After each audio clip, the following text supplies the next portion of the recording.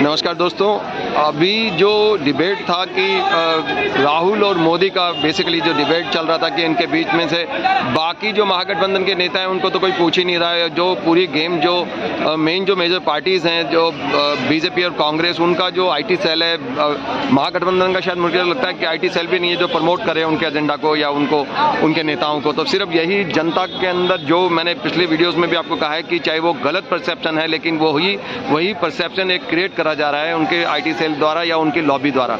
जो पेड होते हैं ज़्यादातर लोग, मैंने पिछले वीडियोस में भी आपको बताया था कि यहाँ पे तमाम लोग जो पेड होते हैं और वो अपने अपनी पार्टी के एजेंडा को लेके आते हैं सामने।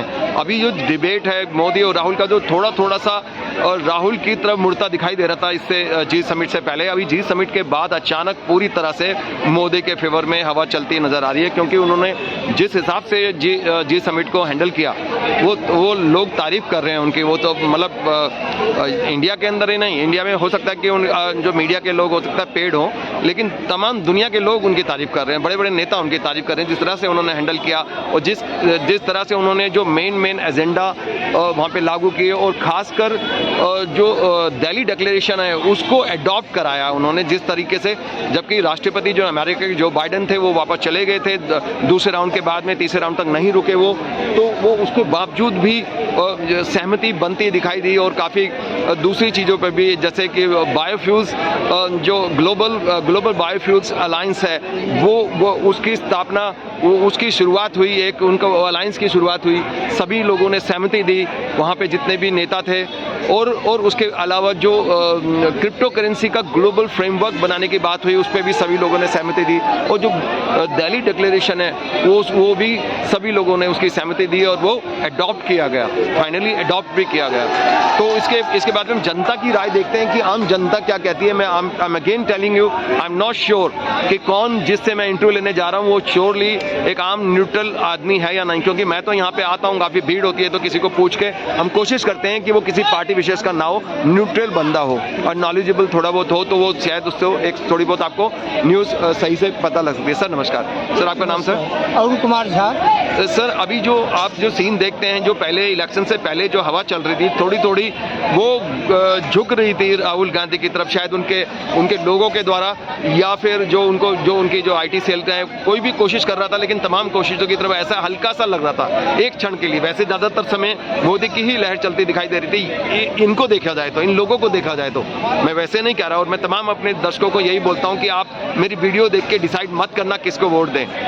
ये बिल्कुल आप ईमानदारी से सिर्फ सारी वीडियो देखो, मैं सभी पार्टियों की वीडियो डालता हूँ, सबको देखो और फिर अपने दिमाग को इस्तेमाल करो और फिर चूज करना कि किसको देना। अभी कभी समय है 2024 में, तो अभी आप किसी की भी वीडियो देख के डिसाइड मत करना, वरना आप गुमराह हो जाओगे, क्योंकि ये सब क्रिएटेड है, स्टेज है, ये पेड है ज़्यादातर लोग। मैंने आपको पहले भी बताया था अपनी वीडियो में।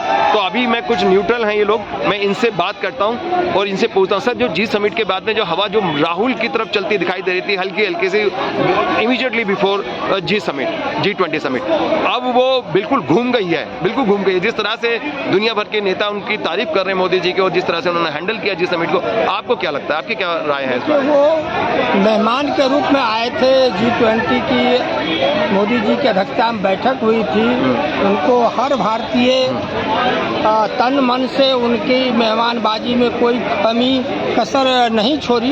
ये सबसे बड़ी उपलब्धि है, इसको हर पार्टी के लोग ये तो भारत का इतिहास रहा है कि मेहमान नवाजी तो हमारा इतिहास रहा है, हम हमेशा इज्जत से ही पेश आते हैं अपने मन से। वो हुआ है, लेकिन ऐसा नहीं है जो उनकी लोकप्रियता बढ़ गई तो दूसरे विपक्ष की लोकप्रियता घट गई, ऐसा नहीं है। ऐसा अगर होता तो 2 दिन पहले जो 6 स्टेट में जो 7 विधानसभा का चुनाव हुआ उसका जो रिजल्ट आया 8 तारीख को, वो भी आपके सामने है। लेकिन उसको आप ये नहीं कह सकते कि कहीं वो एक हवा बन रही है कांग्रेस के फेवर में, ऐसा नहीं, क्योंकि वहाँ पे कर्नाटक हो, हिमाचल प्रदेश हो या छत्तीसगढ़ हो, तमाम जगह पे सरकारें बदलती रही हैं वहाँ पे। तो आप ये नहीं कह सकते अभी बीजेपी आई है तो फिर बीजेपी हारेगी भी वहाँ पे, तो ये तमाम चलता है झोल वहाँ पे। और राजस्थान के अंदर भी यही हाल है। तो अभी जितनी बार उन्होंने चला लिया, अब यहाँ पे हालत ये है कि एंटी इनकम्बेंसी जो होती है उसके हिसाब से लगता है राजस्थान के अंदर भी सरकार पलटेगी। अगर सरकार राजस्थान में जीत सकती है कांग्रेस, तब लगेगा कि इनकी हवा थोड़ी बहुत चल रही है। तो अभी जो लेकिन जो माहौल है, जो तमाम दुनिया के लोग, मेहमान नवाजी अपनी जगह, लेकिन अपने घर जाके भी तारीफ कर रहे हैं उसकी। हाँ, सही बात है। फ्रांस के जो मैक्रोन है या फिर दूसरे लोग हैं, तमाम लोग तारीफ कर रहे हैं कि किस हिसाब से उन्होंने हैंडल किया और दिल्ली डिक्लेरेशन को आखिरी में अडॉप्ट करा दिया। ये बड़ी बात है, ये बहुत बड़ी बात है। लोग सोच नहीं रहे थे कि ये मुमकिन है। मैं जबकि क्रिटिसाइज करता हूं मोदी को लगातार, लेकिन ये जो अच्छा काम है उसमें तारीफ भी करनी चाहिए। हमें आंख बंद करके किसी की भी नेता की सिर्फ बुराई गलत एंगल ही नहीं देखना चाहिए। कोई काम अच्छे करता है तो उसकी तारीफ भी करनी चाहिए। ये नहीं कि हमें तो देश देखना ना, पहले हमारा देश और देश की जनता देखना है कि हमारे देश के लिए क्या हितकारी हुआ। अब ये बताइए कि क्या आपको लगता है कि देश के हित में या जनता के हित में कुछ है? क्योंकि अल्टीमेटली देश तो जनता ही है ना, तो जनता के हित में G20 से क्या निकल के आया, मुझे बताइए। देश हित में है, देश का नाम हुआ आयात, नाम तो पहले भी बहुत था, नाम पहले भी बहुत था। आयात निर्यात में देश को फायदा होगा। किसी भी काम के लिए बहुत कठिनता से कोई प्रयास करने के बाद उपलब्धि मिलती थी। अब लगता है कि G20 के अध्यक्षता करने से, दिल्ली में मीटिंग होने से थोड़ी भारत को राहत मिलेगी। कोई भी काम बहुत आसानी से होने की संभावना है, ये सबसे बड़ी उपलब्धि है। तो तमाम लोग पहले ये देख रहे थे कि शायद जैसा कि एक हवा बनाई जा रही थी कि G20 समिट के बाद में भारत में बहुत तगड़ा इन्वेस्टमेंट आएगा, लेकिन ऐसा तो कुछ हुआ नहीं। ऐसा कुछ वो लोग, हम तो यही देख रहे थे सारे के सारे। और इसके ऊपर जो बजट खर्च हुआ है 4100 करोड़ रुपए खर्च हुए हैं, और उसके बाद में क्या इतना हम वापस ले भी पाए, है ना? तो इसमें बचा क्या?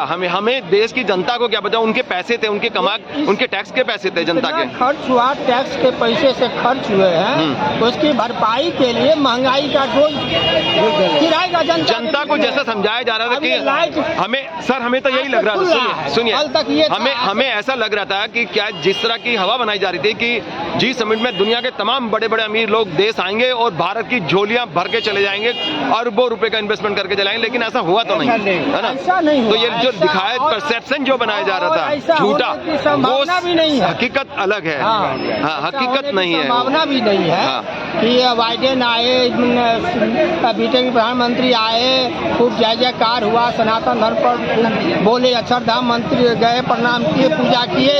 इसका मतलब ये नहीं है कि वो अपना सब कुछ जो भारत कहेगा वही करेंगे।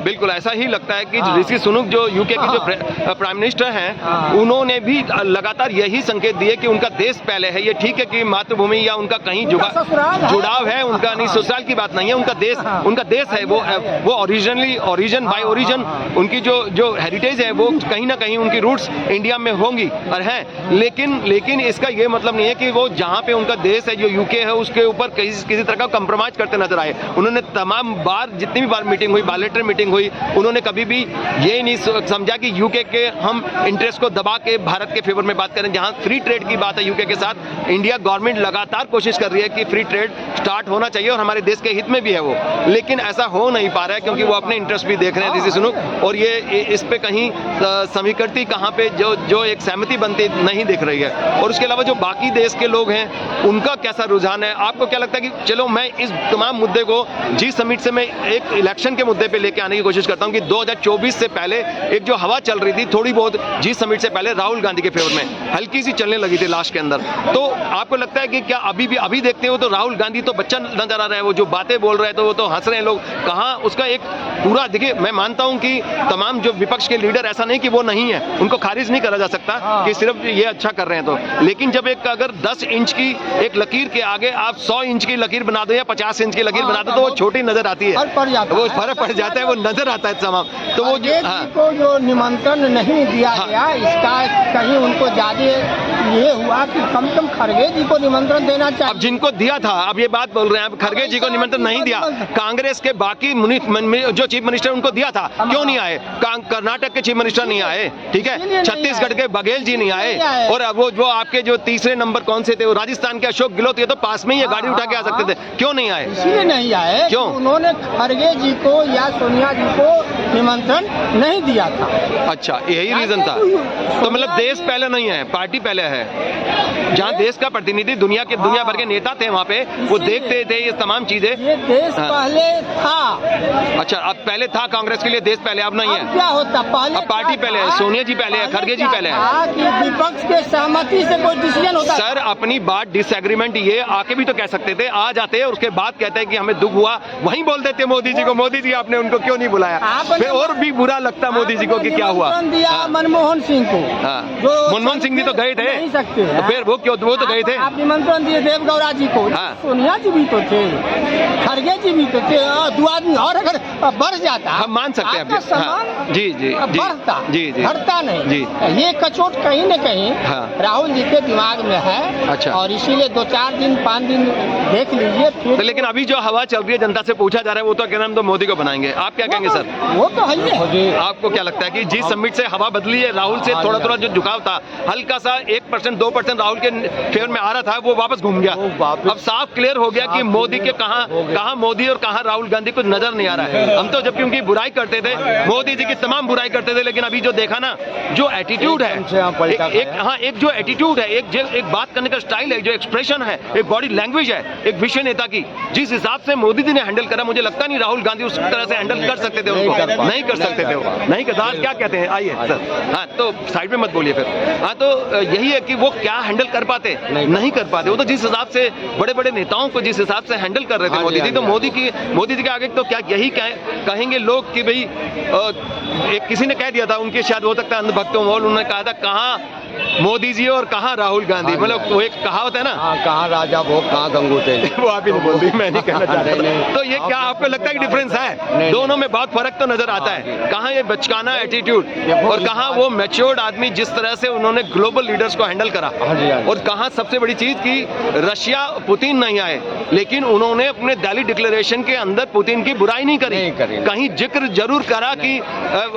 यूक्रेन में युद्ध है, लेकिन अगेंस्ट रशिया नहीं लिखा कुछ भी उसमें, बड़ी चतुराई से लिखा। और तमाम लीडर ने उनको कहा कि ये बहुत चतुर लीडर हैं, या फिर जिन्होंने भी ड्राफ्टिंग करी होगी उन्होंने बहुत चतुराई से लिखा कि भारत की इज्जत बची रहे। और तमाम चाहे ग्रुप, चाहे अमेरिका का ग्रुप हो, चाहे रशिया का ग्रुप हो, लेकिन आज भी हिंदुस्तान को फायदा एक नॉन अलाइनमेंट मूवमेंट जो है, नॉन अलाइनमेंट मूवमेंट जो था, जो इंदिरा जी ने शुरू किया था नाम, वो आज भी उसी की पॉलिसी पे चल के इंडिया को फायदा हो रहा है। राइट, ये मानते हो ना? चाहे मोदी जी कुछ भी करे, लेकिन आज भी न्यूट्रल पोजीशन ले रहे हैं, इंदिरा जी के चलाए हुए रास्ते पे चल के आज भी फायदा हो रहा है। रशिया से तेल लिया हमने तो भी वो वही मुद्दा था, हम न्यूट्रल चलेंगे, किसी ग्रुप में नहीं रहेंगे, है ना। और लेकिन ये अलग बात है कि मोदी जी उनकी मीटिंग में नहीं जाते हैं, नाम की मीटिंग जो होती है उसमें बुलाते हैं कि आप ही ने शुरू किया था, आपके देश ने शुरू किया था, लेकिन ये जाते नहीं। लेकिन तमाम जगह भारत को फायदा होता दिखता है। जी समिट से या उससे पहले देखते हैं कि ऑयल जब लिया था रशिया से, और तमाम देश उनके विरोध में थे, लेकिन उन्होंने कहा नहीं, हम किसी के भी एक ग्रुप में नहीं है। तो ये जनता को फायदा होता है, देश को फायदा होता है। आप इंदिरा जी को भी आसानी से खारिज नहीं कर सकते। तो हम इसी के साथ में आपसे धन्यवाद करते हैं। थैंक यू, बहुत बहुत शुक्रिया। आप मजा आएगा सर नमस्कार। सर नमस्कार। तो सर अभी जो G20 के बाद में जो पहले G20 से पहले हल्का हल्का राहुल जी की तरफ रुझान नजर आ रहा था कि भाई ये अब नेता उभर के आए हैं, सिंगल हैंडेडली एक ही बंदा नजर आ रहा था। उस समय थोड़ा थोड़ा लग रहा था कि राहुल जी की तरफ रुझान है। वो अचानक G20 के सक्सेसफुल जो ऑपरेशन तमाम चीजें हुई हैं, जो तमाम दुनिया के नेता और पत्रकारों ने जो तारीफ करी है मोदी की, जिस तरह से हैंडल किया उन्होंने, लास्ट डे पे दिल्ली डिक्लेरेशन भी अडॉप्ट करा दिया। ये बहुत मुश्किल काम था, यहाँ तक कि कांग्रेस के शशि थरूर समेत काफी नेताओं ने भी तारीफ करी, और अपोजिशन के अरविंद केजरीवाल हो या नीतीश कुमार, तमाम नेताओं ने, गठबंधन के नेताओं ने तारीफ करी कि जिस तरह से इन्होंने हैंडल किया शायद दूसरा नेता ना कर सकता था। ऐसा एक संदेश जाता दिखता है। तो आपका क्या है इसमें व्यक्तिगत, कि आप लगता है कि क्या मोदी जी की लहर नजर आती है कहीं पे आपको? देखिए, लहर वहर ऐसा कुछ नहीं, मोदी जी का कोई लहर फिलहाल नहीं। और ये तो नैरेटिव सेट करने की बात है, क्योंकि इंडिया और एनडीए में इंडिया का सिचुएशन अभी बहुत तगड़ा है। और ये आपको दिख चुका है कि ये जो बाई इलेक्शन हुआ 7 जगह, 4 जगह का जो इंडिया ने जीता है, इससे आपको रेशियो पता चलता है। अब रही बात परसेप्शन चेंज होने की बात, परसेप्शन चेंज इतना जल्दी में कैसे करें? इंडिया की गवर्नमेंट, इंडिया की जनता तो जल्दी से इन्फ्लुएंस हो जाती है। वो पहले भी रुझान तो था ही मोदी की तरफ, मोदी जी की तरफ पहले भी था रुझान। मोदी जी को 10 साल दिया, अगर जल्दी करना होता तो बहुत जल्द पहले करके हट गए। 10 साल दिया, जल्दी कैसे कर? हाँ। नहीं 10 साल नहीं, अभी जो आपको लगता है कि कुछ हवा बदली है क्या? इलेक्शन जब आए, वैसे मौसम में तो बदलाव आ गया है और पहले गर्मी थी बहुत, अब थोड़ा सुहाना सुहाना लग रहा है ना? मौसम बदल गया सितंबर में सुहाना होगा। 15 अभी अभी, और तो सुहाना। इसका मतलब मोदी की तरफ रुझान जाएगा। अभी और सुन, आपको क्या लगता है? आप अपना परसेप्शन जनता के ऊपर मत थोपो। मैं आपसे ये पूछ रहा आपका हूँ कि सवाल है। मौसम बदला, आपने आप कहा और जनता बदलेगा, के ऊपर- अभी और बदलेगा, तो और- मौसम और क्या ये- मोदी की ये- तरफ, मोदी जी की तरफ झुकता नजर आ रहा है? मौसम भी क्या सुहाना मौसम नजर आ रहा है कुछ? ये अगर मौसम भी सिर्फ मोदी जी की तरफ झुक जाए तो बाकी 140 तो आप सर, आपको क्या लगता है कि अभी कैसी हवा है? सब पहले तो समिट पे देना चाहिए। जी समिट से पहले थोड़ा थोड़ा झुकाव था राहुल जी की तरफ, वो उभर के आ रहे थे, लेकिन अचानक जैसा इन्होंने हैंडल किया, तमाम दुनिया के नेताओं ने तारीफ करी है ये एक इनकी, perception मीडिया ने, दुनिया के, मेरा परसेप्शन नहीं है सर, दुनिया के तमाम मीडिया ने तारीफ करी कि जिस तरह से मोदी ने हैंडल करा उस तरह से शायद कोई दूसरा नेता नहीं कर पाता, उतनी क्षमताओं के साथ में, उतने टैलेंट के साथ में, जैसा लास्ट मूवमेंट के ऊपर उन्होंने आखिरी दिन वो जो बाइडेन के जाने के बावजूद भी उन्होंने दिल्ली डिक्लेरेशन को ना सिर्फ सहमति बनाई, उसको अडॉप्ट भी करा दिया। ये तारीफ है, काफी सारी दुनिया तारीफ कर रही है, मैं नहीं कर रहा हूं। मैं तो मोदी जी की पहले क्रिटिक था उनका। मुझे आश्चर्य होता है कि आप जैसे पत्रकार अभी भी पत्रकार नहीं, मैं क्रिटिक था पहले, लेकिन सही चीज के लिए तारीफ भी होनी चाहिए। किसी की आंख बंद करके बुराई नहीं होनी चाहिए कि भाई मोदी जी है तो बुराई करो, ऐसा भी नहीं होना चाहिए सर। हम तो राहुल जी की भी तारीफ करते हैं कई जगह। मैं आपके सवाल का जवाब, जी सर बोलिए। मुझे ये लग रहा है कि आप जैसे पत्रकार अभी भी पत्रकारिता कर रहे हैं। हाँ, आपके जगह मैं कोशिश कर रहा हूँ कि आप जैसे लोगों को एक्सपोज करूँ। क्योंकि हाँ। मोदी जी ने कहा था जी समिट के स्टार्टिंग में फर्स्ट सत्र में कि मीडिया वाले जितने भी है बाहर चले जाए। हाँ, ये बात सही है, लेकिन ये मुझे भी बुरा लगा था कि मीडिया वालों को बाहर जाने की बात करी थी। शायद वहाँ पे सीक्रेसी होती है नेताओं की। मैंने भी सोचा था कि ये बाहर जाने की क्यों बात कर रहे हैं, मीडिया को ही बाहर जाने की बोल रहे हैं, कि ये मुझे बहुत बुरा लगा था। लेकिन हो सकता है कि वहाँ कोई ऐसी सीक्रेसी हो तो कि तमाम जगह पे ऐसा होता हो, हमें नहीं पता कि बाकी जगह मीटिंग में ऐसा होता है। लोकसभा की तो डायरेक्ट टेलीकास्ट होता है, लेकिन वहाँ का क्यों नहीं करने दिया? अगर जितने भी डिप्लोमेटिक मीटिंग हो या डेमोक्रेसी रिलेटेड जो भी मीटिंग होती है, हाँ। उसमें जब सारे नेता या सारे मेहमान या सारे डेलीगेट आते हैं, हाँ। तो उनके लिए स्टार्टिंग में 5 मिनट, 7 मिनट, 8 मिनट, 10 मिनट ये 0 बार रखा जाता है कि मीडिया कोई उनके लिए सवाल जवाब शुरुआत, करे। सर शुरुआत के लिए आपने उनके उसी लिए को खत्म छोड़ा कर था। उनको जब तक अफ्रीकन यूनियन को ऐड किया था तब तक मीडिया था वहाँ पे। उसके बाद में उन्होंने कहा कि मुझे मीडिया के साथ ही सिर्फ थोड़ी देर के लिए हमें समय दीजिए। शायद उनका अपना कुछ होता होगा ऐसा एजेंडा। ये मुझे भी बुरा लगा था ये। आपके सवाल पे आता हूं। नहीं मेरे नहीं, हाँ जी सर, जी उस सवाल का आपके जो सवाल के उसमें जी सर, हवा चल रही है कि नहीं? हवा अभी इतना जल्दी में हवा तो बदल तो गई है सर, ठंडा ठंडा लग रहा है। अभी आपके सामने तो 2-3 स्टेट में सर ये छोटे मोटे बाई इलेक्शन को देख के, आप छोटे मोटे इनको देख के आपको लगता है कि 2024 के इलेक्शन को अफेक्ट कर सकती हैं क्या चीजें? ऐसे तो इलेक्शन में हर जगह, राजस्थान में क्या कांग्रेस दोबारा आ सकेगी? 100% इफेक्ट हो रहा है, होना चाहिए, चलिए अच्छी बात है। 100% इफेक्ट हो रहा है। किधर हो रहा है ये तो वक्त पता है। ये वक्त बताएगा। चलिए शुक्रिया, बहुत बहुत शुक्रिया।